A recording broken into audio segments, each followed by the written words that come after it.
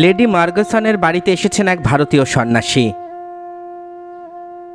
তার সামনে অর্ধচন্দ্রাকারে বসে আছেন 15-16 জন পরস্পর পরিচিত সাহেব মেম সাহেব। এই ঘরোয়া জমায়েতে সন্ন্যাসীকে নানা প্রশ্ন করছেন তারা। তিনি জবাবও দিচ্ছেন সেই সমস্ত প্রশ্নের।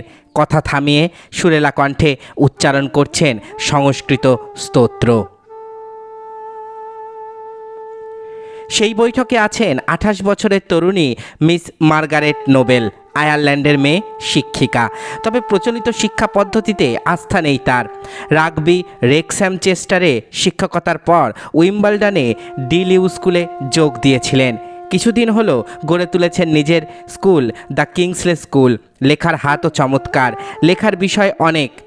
সভ্যতা ক্ষমতার চাকচিক্যের বাইরে তিনি একজন অন্যরকম মানুষ। কয়লা খনির শ্রমিকদের নিয়ে, রেক্স্যামের জীবনযাত্রা নিয়ে লিখেছেন। যুবা সন্ন্যাসীটি আমেরিকার শিকাগো ধর্ম মহাসভায় যোগ দিতে এসেছিলেন। আমেরিকাবাসীদের কাছে ভারতবর্ষের অন্য রূপ তুলে ধরতে সচেষ্ট তিনি। মার্গারেটও ভারতবর্ষ সম্বন্ধে কৌতূহল যথেষ্ট রাখেন তার মনের মধ্যে। বুদ্ধমূর্তি রেখেছেন তার ঘরে। সামনের এই সন্ন্যাসীর অর্থাৎ স্বামী বিবেকানন্দের সংস্কৃত স্তোত্রগীতি শুনতে শুনতে মার্গারেট নোবেলের চার্চের গ্রেগরিয়ান চান্টের কথা মনে পড়ে যাচ্ছিল। তবে সুমিষ্ট এই প্রাচ্য স্তোত্রের সুর আলাদা। স্বামী বিবেকানন্দের দৃষ্টিতে ধ্যানমগ্নের সুদূরতা। মার্গারেটের মনে হলো রাফায়েলের আঁকা সিস্টিন চাইল্ডের সঙ্গে এ চাহনির মিল আছে। 1898 সাল। মোম্বাসা জাহাজ তখনও জেটিতে লাগেনি। মার্গারেট জাহাজের ডেকে দাঁড়িয়ে দেখার চেষ্টা করছেন তার স্বপ্নের ভারতবর্ষকে। আগের বছর জুলাই মাসে স্বামী বিবেকানন্দ তাকে একটি অকপট চিঠি লিখেছিলেন। ভারতবর্ষ কুসংস্কারে ভরা, চারিদিকে অর্ধ উলঙ্গ জনজাতি, জাত ও ছোঁয়াছুঁই নিয়ে বিকট বিচার। ভারতীয়রা শ্বেতাঙ্গদের এড়িয়ে চলে। ইউরোপে খাওয়া পড়া থাকার যে সুখ স্বাচ্ছন্দ্য তার বিন্দুমাত্র এদেশে পাওয়া যাবে না।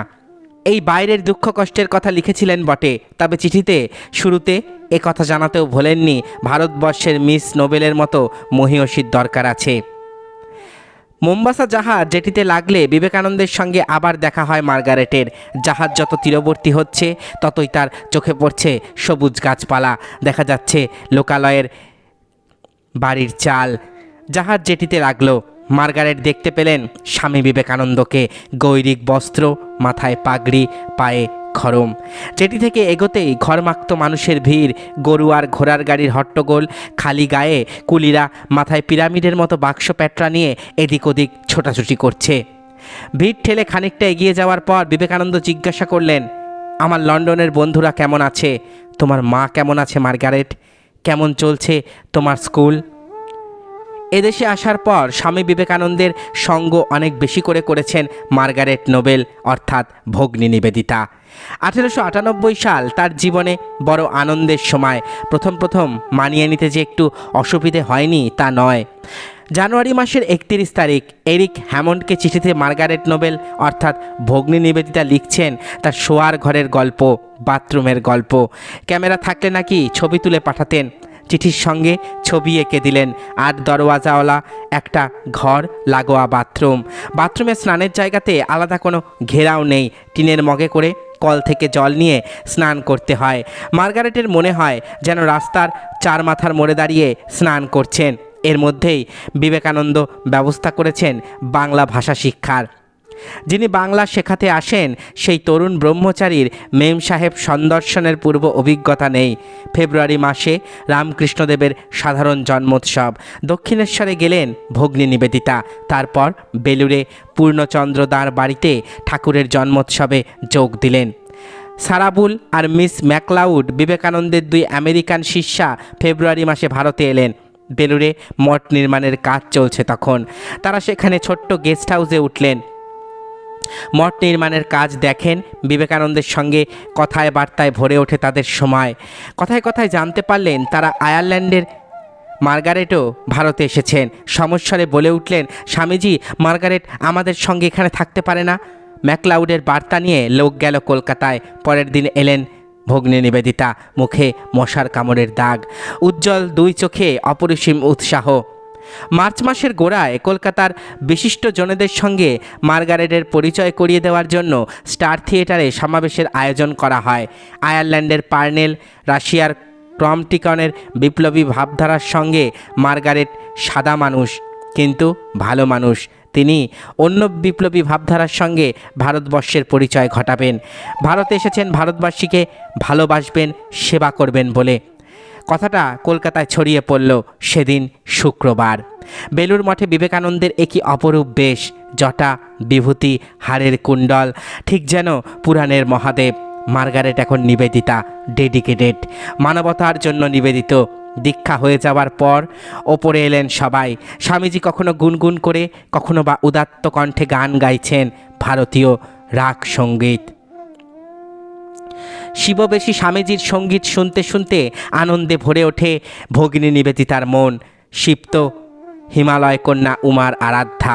দীক্ষার পর স্বামীজির সঙ্গে উত্তর ভারত ভ্রমণে চলল বিদেশিনী ভগিনী নিবেদিতা।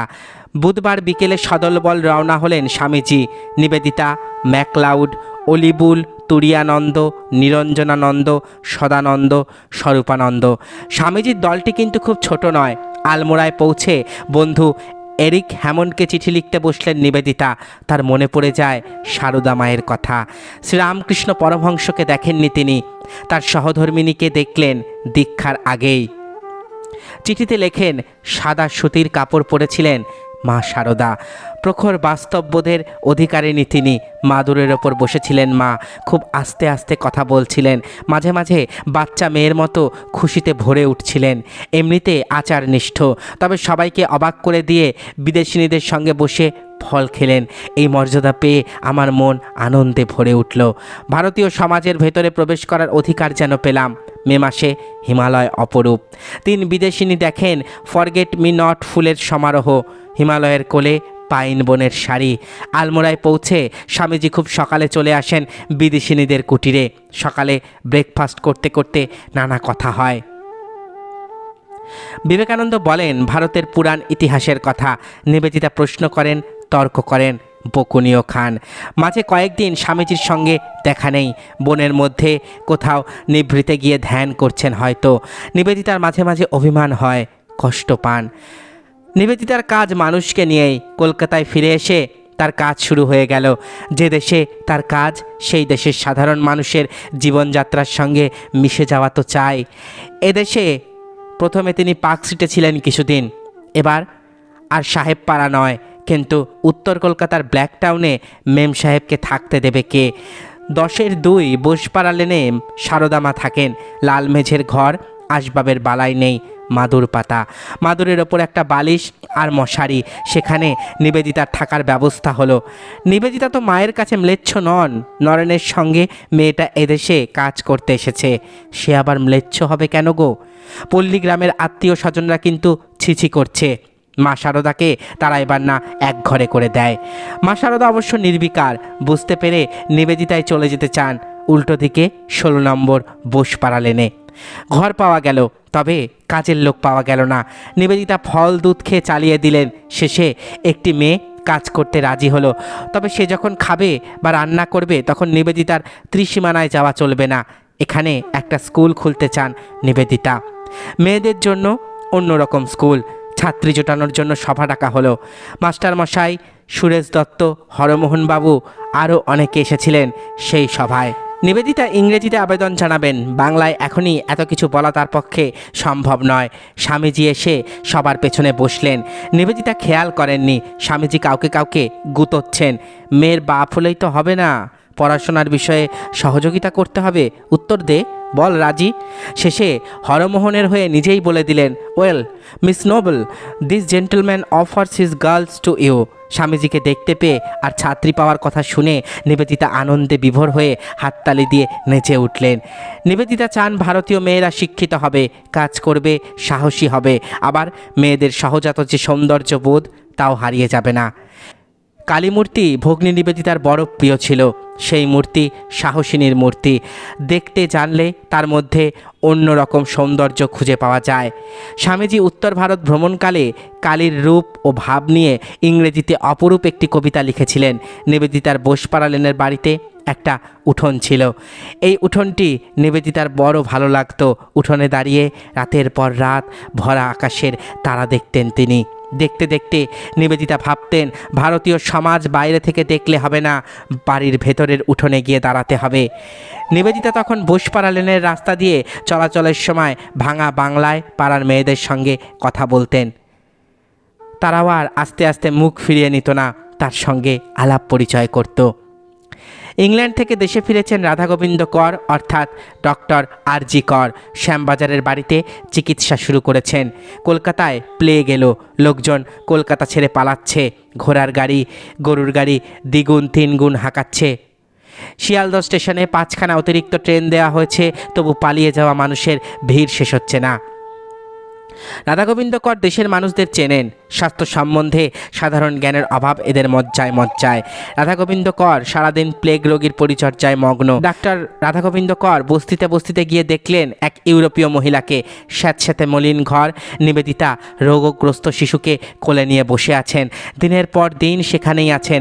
রাধাগোবিন্দ কর জানিয়ে দিয়েছেন শিশুটির বাঁচার আশা নেই বললেই চলে। নিবেদিতারও লড়াই চলছে। ঘর পরিশোধন করছেন, ছোট একটা মই নিয়ে ঘর চুনকাম করছেন। ছেলেটি বাঁচল না। নিবেদিতা নেমে পড়লেন বস্তি পরিষ্কারের কাজে। বস্তিতে বস্তিতে ঘুরলেন, পরিদর্শন করলেন, হাত লাগালেন কাজে। খেয়াল করে দেখেছেন রাস্তা নালির পরিষ্কারের কাজ করে যারা, যাদেরকে এদেশের লোক ধাঙর বলে, অপূর্ব তাদের দেহসৌষ্ঠব, কর্মক্ষমতা। 1898 সালে জগদীশচন্দ্র বসু এবং অবলা বসুর সঙ্গে নিবেদিতার আলাপ। এরা ব্রাহ্ম, মূর্তি পুজোতে বিশ্বাসী নন। প্যারিসে কিছুদিনের মধ্যেই বিরাট একটা প্রদর্শনী হবে, সেখানে ধর্ম নিয়ে কথা বলবেন স্বামীজি। জগদীশচন্দ্র বসু সস্ত্রীক আসছেন বিজ্ঞান প্রদর্শনীতে যোগ দিতে। নিবেদিতা ঠিক করলেন এই ভারতীয় বিজ্ঞানীকে সব রকমভাবে সাহায্য করতে হবে প্যারিসে। সভাপতি জগদীশচন্দ্র বসুদের নিয়ে সভায় ঢুকলেন। এমনিতে জগদীশচন্দ্র বিবেকানন্দের মতো বাগ্মী নন, তবে আজ যেন তিনি অনর্গল।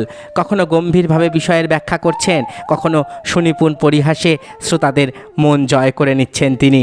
স্বামীজিও জগদীশচন্দ্রের সঙ্গে ভাব বিনিময় করছেন এবং জগদীশচন্দ্রের কৃতিত্বে তিনি উচ্ছ্বসিত।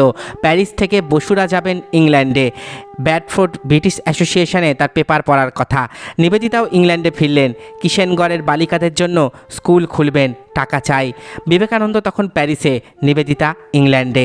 দুজনের পথ যেন দুদিকে। বিবেকানন্দ প্যারিস থেকে লেখেন নিবেদিতাকে, তোমার চিঠি পড়ে মনে হলো তুমি ভেবেছ তোমার নতুন বন্ধুদের বুঝি আমি ঈর্ষা করি। তোমাকে বলি, আমার আর যাই দোষ থাক না কেন, জন্ম থেকে আমার মনে ঈর্ষা নেই। বিবেকানন্দ যেন একটু একটু করে নিজেকে কাজ থেকে প্রত্যাহার করছেন, মঠের দায়িত্ব ছেড়ে দিলেন। অক্টোবর মাসে ক্রিস্টিনকে লিখছেন, আমেরিকায় রোজগার করা সব টাকা ভারতে পাঠিয়ে দিয়েছি, এখন আমি মুক্ত। 1900 সালের ডিসেম্বর মাসের মাঝামাঝি বেলুর থেকে নিবেদিতাকে চিঠিতে লেখেন, মহাদেশগুলির এক প্রান্ত থেকে একটি স্বর তোমাকে প্রশ্ন করছে, কেমন আছো নিবেদিতা? জগদীশচন্দ্রের শরীর ভালো নেই। ডিসেম্বরের মাঝামাঝি অপারেশন হলো। 1901-এর 4 জানুয়ারি ম্যাকলাউডকে চিঠিতে খবর দিলেন নিবেদিতা, ডক্টর বসু এখন প্রায় সুস্থ। মা তার ছোট একটি বাড়ি তার এবং আমাদের জন্য ছেড়ে দিয়েছেন, তাই আমরা এখন উইম্বলডনে। জগদীশচন্দ্র বসুকে বই লিখতে সাহায্য করেছিলেন নিবেদিতা। ভারতে স্বামীজির কাছে তার ফিরতে দেরি হচ্ছে।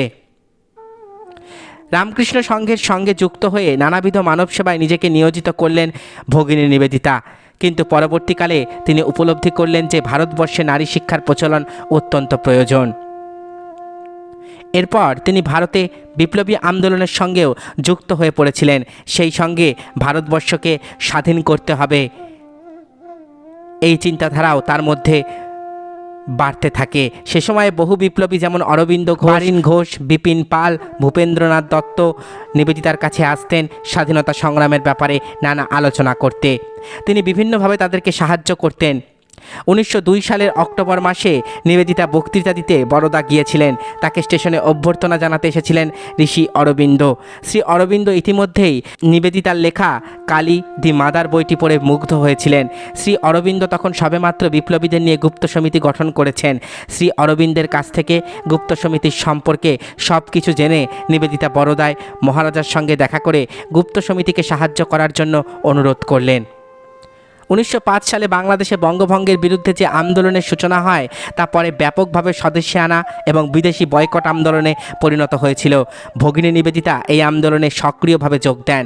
ওই বছরেই 11 ফেব্রুয়ারি কলকাতা বিশ্ববিদ্যালয়ের সমাবর্তন অনুষ্ঠানে লর্ড কার্জন তার বক্তৃতাকালে প্রাচ্য দেশবাসীর সত্যতা সম্বন্ধে কটাক্ষ করে বলেন, প্রাচ্য অপেক্ষা প্রতীচ্যের লোকেদের নিকটে সত্য বিশেষ আদৃত।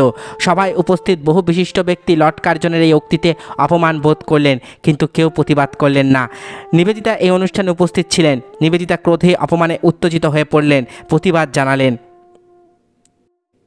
জাপান থেকে ভারতে এলেন ওকাকুরা। ওকাকুরা খুব ভালো ইংরেজি জানেন না। নিবেদিতা নাকি তার দি আইডিয়াল অব দি ইস্ট বইটি লিখতে সহায়তা করবেন। অবনীন্দ্রনাথ ঠাকুর, ওকাকুরা আর নিবেদিতাকে দেখেছিলেন আমেরিকান কনসালের বাড়িতে। সেদিন নিবেদিতা পরেছিলেন গলা থেকে পা পর্যন্ত নেমে যাওয়া সাদা একটি ঘাগরা, গলায় ছোট্ট ছোট্ট রুদ্রাক্ষের একছড়া মালা। সাদা পাথরের তপস্বিনীর মতো লাগছিল তাকে। ক্রিস্টিন ওকাকুরা নিবেদিতা গেলেন মায়াবতী। নানা কাজে নিবেদিতা স্বামীজির সঙ্গে দূরত্বেই থাকছিলেন। তখনও বুঝতে পারেননি বিবেকানন্দের সময় ফুরিয়ে আসছে।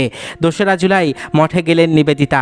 সামান্য আহারের আয়োজন, ভাত, আলু সেদ্ধ, কাঁঠাল বীজ সেদ্ধ, দুধ। খাওয়ার পর নিবেদিতার হাতে জল ঢেলে দিলেন স্বামীজি। কাপড় দিয়ে হাত মুছিয়ে দিলেন। খুবই বিব্রতকর অবস্থা। নিবেদিতা বিব্রত হয়ে স্বামীজিকে বললেন, স্বামীজি, আমারই উচিত আপনার হাত ধুয়ে দেওয়া। উত্তরে স্বামীজি বললেন, যিশু তার শিষ্যদের পা ধুইয়ে দিয়েছিলেন। ভাই ভূপেন্দ্রনাথ দত্ত বেলুড়ে গিয়ে দেখলেন স্বামীজি অন্তিম শয্যায়। তাকে ঘিরে আছেন মঠের সাধুরা। অতুলচন্দ্র বসু, নিবেদিতা। নিরঞ্জনানন্দ বললেন, নরেন চলে গেল। গিরিশ বললেন, চলে যাননি, দেহত্যাগ করলেন। 18 এপ্রিল 1903। ডিয়ার মিস্টার টেগর, চিঠি লিখছেন নিবেদিতা। সে চিঠি জগদীশচন্দ্রের কথায় পরিপূর্ণ। টেগর জানতে চেয়েছেন জগদীশচন্দ্রের কথা। নিবেদিতার কথায় রবীন্দ্রনাথ ঠাকুর তার গোড়া উপন্যাসের ভাবটাই বদলে দিয়েছিলেন পুরোপুরি। সুচরিতার সঙ্গে মিলিয়ে দিয়েছিলেন গোড়াকে। ভাইপো অবনীন্দ্রনাথ ঠাকুরও ভগিনী নিবেদিতাকে খুব পছন্দ করতেন। বাইরের বাস্তব নয়, ভেতরের ভাব তুলে ধরে যে ছবি, তাই নিবেদিতার প্রিয়। হ্যাভেলের বন্ধু নিবেদিতা অবনীন্দ্রনাথের ছাত্রদের খুব ভালোবাসতেন। নন্দলাল যায় নিবেদিতার বাড়ি। সে ঘরে স্কেচ করেছে। নিবেদিতার উদ্যোগেই নন্দলাল বসু যেতে পারল অজন্তা, ভারত শিল্পের রূপ চিনতে। 1911 অক্টোবর মাস। দার্জিলিং শহর কয়েকদিন ধরে মেঘ কুয়াশায় মুখ ঢেকেছে। পুজোর ছুটি কাটাতে এসেছেন নিবেদিতা, সঙ্গে জগদীশচন্দ্র আর অবলা বসু। নিবেদিতার শরীরটা ভালো যাচ্ছে না। অবলা বসু খেয়াল রাখছেন নিবেদিতার। শরীরের আর দোষ কি, ধকল তো কম নেই। পূর্ববঙ্গে তান কার্যে গিয়ে সেই যে শরীর ভাঙল, আর যেন সারেই না। কাছের মানুষরা চলে যাওয়ার পর কেমন উদাসীন হয়ে গেছেন। নিবেদিতার মা গেলেন, অলিবুলো গেলেন, যাদের যাওয়ার সময় নিবেদিতা গিয়েছিল না। বিবেকানন্দের মায়ের খোঁজ নিতেন নিয়মিত। ভূপেনকে কথা দিয়েছিলেন, তারও তো দেহ গেল। নিবেদিতা একটা উইল করেছেন। তার জমা টাকা আর বইয়ের রয়্যালটি বিবেকানন্দ মঠের ট্রাস্টিদের দিয়েছেন। মন যেন সব কিছু থেকে তুলে নিয়েছেন। 13 অক্টোবর। আজ মেঘ নেই আকাশে। কাঞ্চনজঙ্ঘা দেখা যাচ্ছে। হিমালয়, শিব দুর্গার হিমালয়। কমলা লেবুর রঙের বস্ত্র পরেছেন নিবেদিতা আজ। একটু যদি ভালো থাকেন। নীলতন সরকার এখন দার্জিলিংয়ে। নিয়মিত দেখে যাচ্ছেন তাকে। সকালবেলায় আলো এসে পড়ছে আজ কয়েকদিন পর। অবলা বসু শুনতে পাচ্ছেন নিবেদিতা বলছেন, নৌকো ডুবে যাচ্ছে, নৌকো ডুবছে, কিন্তু সূর্যোদয় দেখতে পাবেন তিনি। নিবেদিতার 44টা বছরের দেহটা ভাঁজ করা কাপড়ের মতোই পড়ে রইল। হিলকাট রোড দিয়ে যাচ্ছে নীরব শোকগ্রস্ত মানুষের দল। আজ নিবেদিতার বিসর্জন হলো। লর্ড কারমাইকেল এসেছেন অবনীন্দ্রনাথ ঠাকুরের কাছে। ঝুঁকে পড়ে দেখছেন একটি ছবি। এ কার ছবি? নিবেদিতার, প্রয়াত মিস মার্গারেট নোবেলের। কারমাইকেল বগলদাপা করে সেই অপরূপ ছবি নিয়ে চলে গেলেন। এই সেই মেয়ে। কোনো সাহেবী কাগজ যাকে কালীর উপাসক হিসাবে ব্যঙ্গ করেছিল। কৃষ্ণবর্ণা রমণী শ্বেতবর্ণ পুরুষের বুকের ওপর নাচছে, শ্বেতবর্ণ শিবের বুকে দাঁড়ানো কৃষ্ণকায় কালী। এ দৃশ্য সাহেবদের ভালো লাগেনি, না লাগুক। শিল্পী অবনীন্দ্রনাথ ঠাকুর এই মেয়েকে ঠিক বুঝেছিলেন। কে বলেছে এ বিদেশিনী? ইনি মহাশ্বেতা। ভারতীয় সংস্কৃতিকে ভালোবেসে আজীবন ভারতবর্ষে কাটিয়ে গেলেন ভগিনী নিবেদিতা। এতক্ষণ আপনারা শুনলেন স্বামী বিবেকানন্দের মানসকন্যা ভগিনী নিবেদিতার ব্যক্তিগত জীবনের জানা অজানা কাহিনী। আশা করি ভিডিওটি আপনাদের ভালো লেগেছে। আমার চ্যানেলের ভিডিওগুলো যদি আপনাদের ভালো লেগে থাকে তাহলে অবশ্যই চ্যানেলটি সাবস্ক্রাইব করুন, পাশে থাকা বেল আইকনটি ক্লিক করে দিন যাতে পরবর্তী ভিডিওর নোটিফিকেশান খুব তাড়াতাড়ি আপনাদের কাছে পৌঁছে যায়। আজকের মতো এখানেই শেষ করছি। ভালো থাকবেন সবাই। নমস্কার।